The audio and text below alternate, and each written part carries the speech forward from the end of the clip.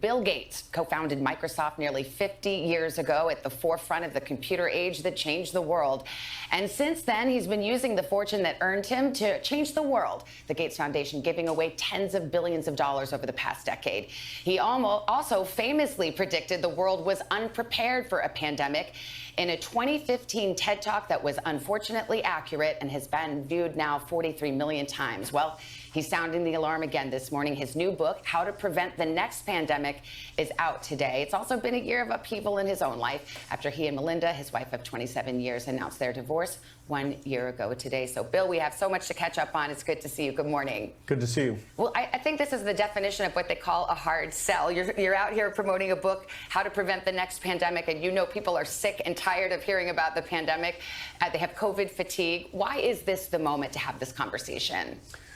Well, I don't want us to wait until we forget about how awful this has been. I mean, we've had tens of millions of deaths, trillions of dollars of economic loss, education loss, mental depression, and with a few key steps, we can make sure this won't happen again. There's something strangely optimistic about this book. You've got a whole bunch of ideas on how to actually prevent the next pandemic. One idea, you compare it to firefighters. We need kind of a global firefighting team that's ready to find the next pandemic and respond to it. How would it work?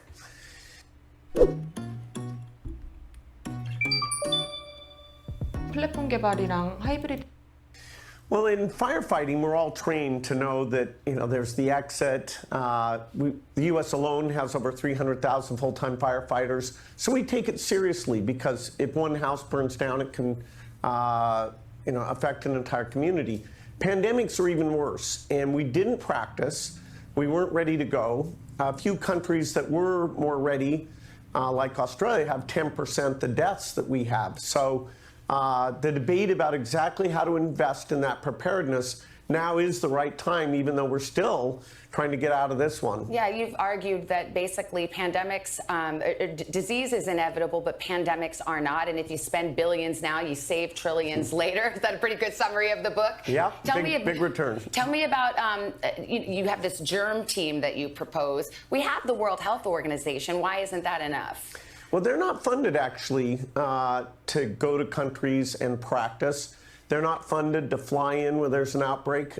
So they need about $1 billion a year, 3,000 more people that would stay dedicated to pandemics. Pandemics don't come very often, so it's easy to take your personnel and go work on other things. And here, we'd make sure that this team had those skills and was always practicing. By the way, in some ways we were lucky with this pandemic. It certainly could have been a more contagious virus, and it could have been more lethal.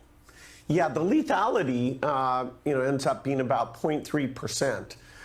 Smallpox is 30%. So this is not the worst case, all the more reason to make these investments in preparedness. When you look at how the U.S. and the world responded to COVID-19, whether it's masks or vaccines or shutdowns, closures, it's become so political.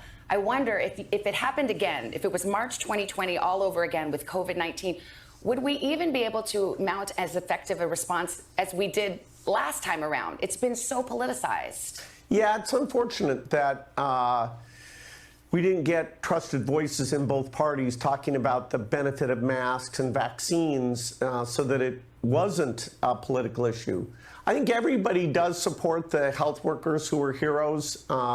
I think they support the innovation where we got the vaccine out faster than ever before, and that has saved millions of lives. Even that vaccine, we can make a better one where you never get infected.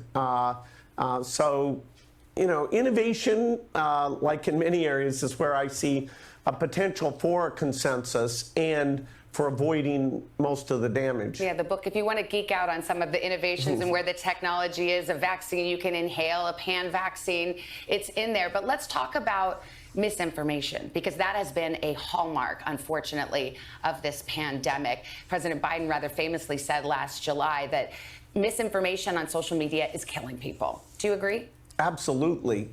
It's been weird that vaccines have been attacked as, being overall net negative, or there's some conspiracy here. It's terrible. Well, some of it affects you. You're part of these conspiracy theories. That is a very weird thing, that just because I support vaccines to save millions of lives, people are saying, no, I make money from vaccines, or that I'm trying to, cause death or track, or a lot of strange stuff. Hard to understand why that is. Well, misinformation is obviously a big issue that a lot of folks like you are worried about.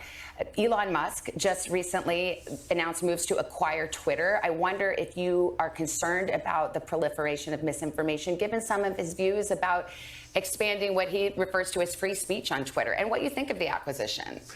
Well, the digital realm has facilitated, kind of interesting but wrong ideas spreading very quickly. And we need to innovate so that digital realm is more of a positive thing of getting the truth out, and that people are seeing, hey, this is false. Do you worry about Elon Musk? Well, Elon, you wouldn't want to underestimate Elon. What he did at Tesla is amazing, helping with climate change. What he did at SpaceX, will he this time make that improvement? Should there be laws that strike a better balance of free speech versus, conspiracy theories confusing people?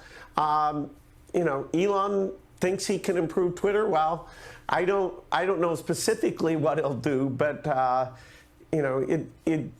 there's an opportunity, and we need innovation in that space. Well, let's talk about you personally. It's been a period of transition. It was actually 1 year ago today that you and your wife, Melinda, filed for divorce. How have you been coming to terms with this?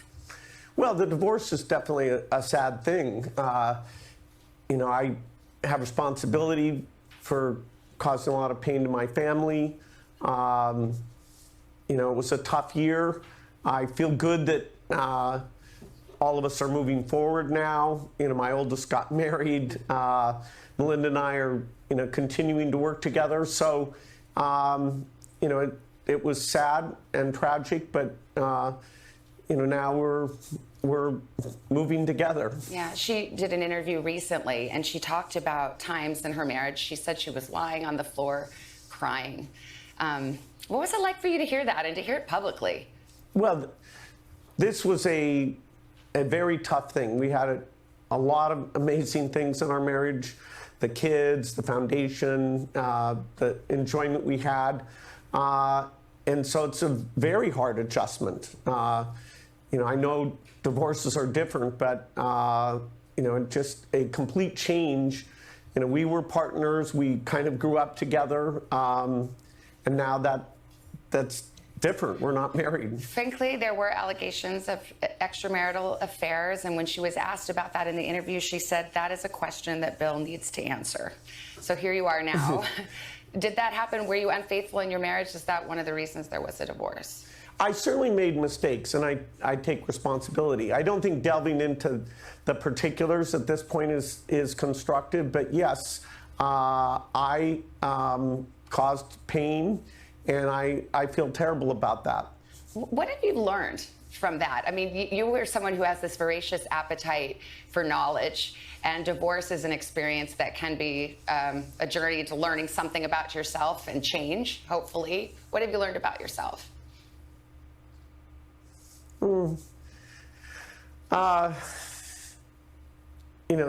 There's areas like climate or, health where I have expertise, and on personal matters like this, I